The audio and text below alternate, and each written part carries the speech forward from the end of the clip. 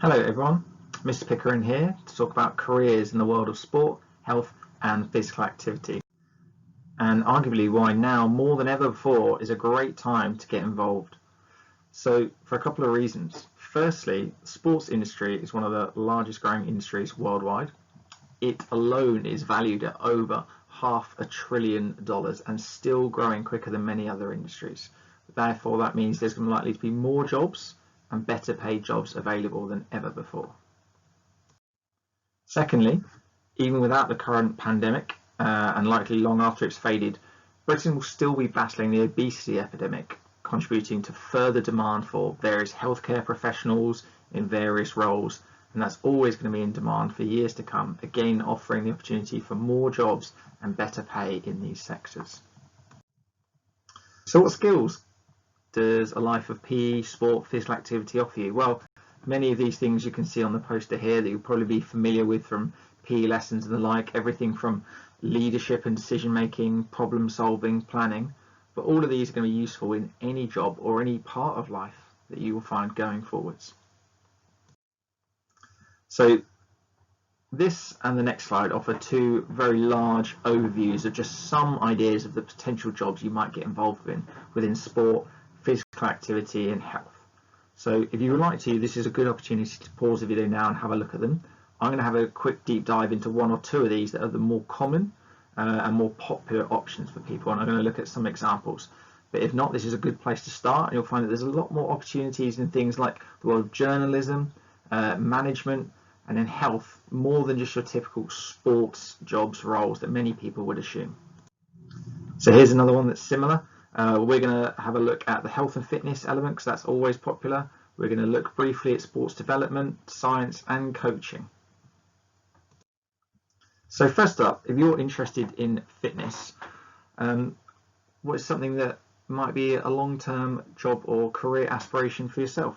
Well, if you're someone that likes helping others, becoming fit or reducing the chance of injury, that might be to help improve an athlete's performance or just as someone's general health and well-being. Three of the most popular ones are someone like a personal trainer, or secondly, if you can see on the right there, you've got Stuart Broad from the England cricket team with his strength and conditioning coach, or thirdly, fitness instructors. Now, a great example of that, you might recognise these two guys here. You've got Ben and Joe Robinson. They both went to Samuel Ward Academy and they now run the business Next Level Fitness around Haverhill and the villages around it, whereby they offer a range of circuit training and fitness classes. So they both studied sport at Samuel Ward and they now offer that role as fitness instructors themselves. Next up is more sort of general health and nutrition, so to do with food and diet or helping people come back after injury.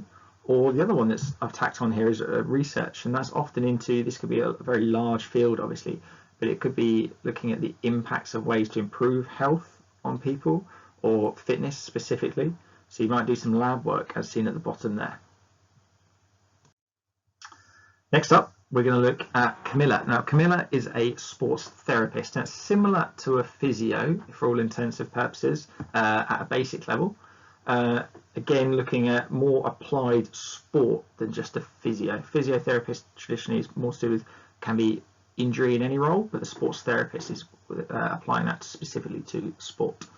So she's had to do a university degree to become a therapist, and she'll spend her time here throughout her day treating both private patients and also help working with sports teams. So in her case, some of the Olympians. She also lectures a couple of days a week. But again, if you want to pause the video here, you can read a little bit more about her.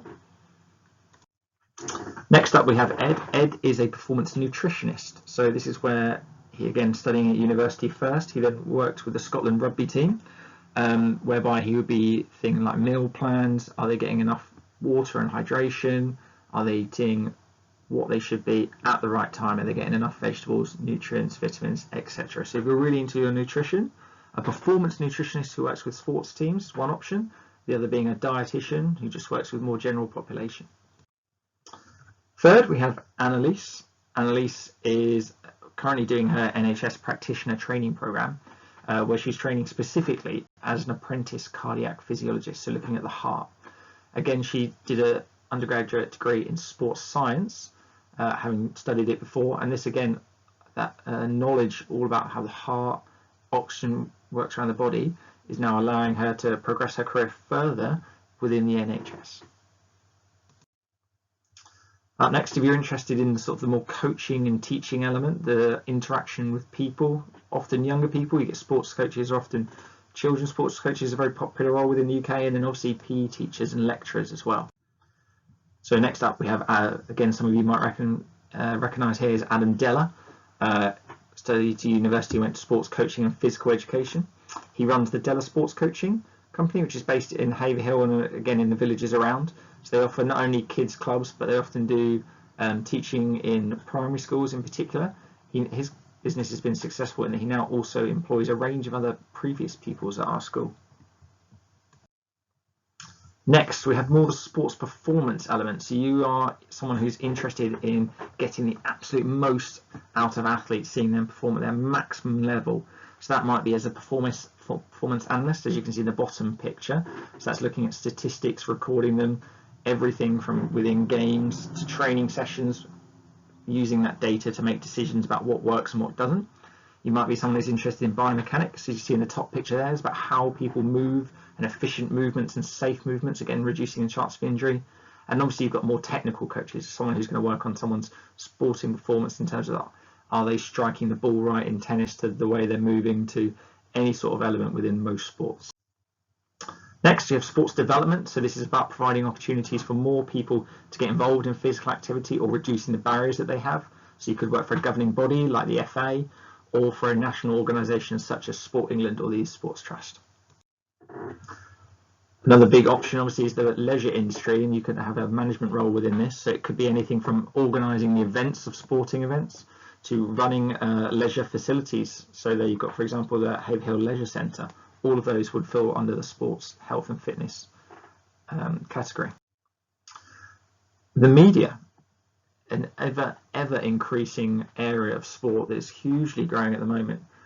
So obviously from things like just being a journalist to photographers, videographers, broadcasters, reporters, any of these things, knowledge of sport is going to be crucial if you'd like to get involved in that field.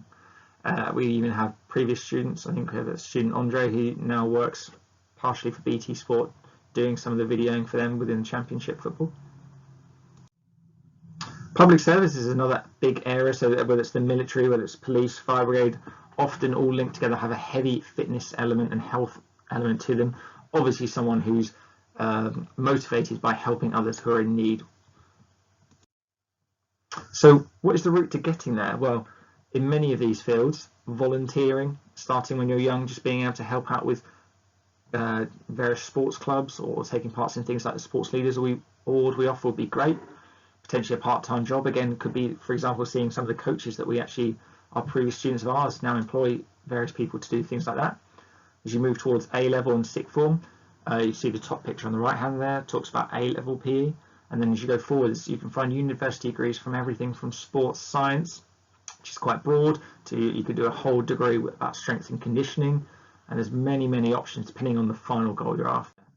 So where can you go to have a look for some real world examples? I've just put three of the bigger websites up there. So you've got the UK Sport, which is I've screenshotted on the right hand side. You've got Indeed in their sport job categories, and then you've got global sports jobs as well. So these are three options to have a look at to give you some ideas of real world jobs in sport and health and activity that are out there right now. Hopefully that gives you some ideas as to where to get started. Any problems, please come and feel free to have a chat with me or send me an email.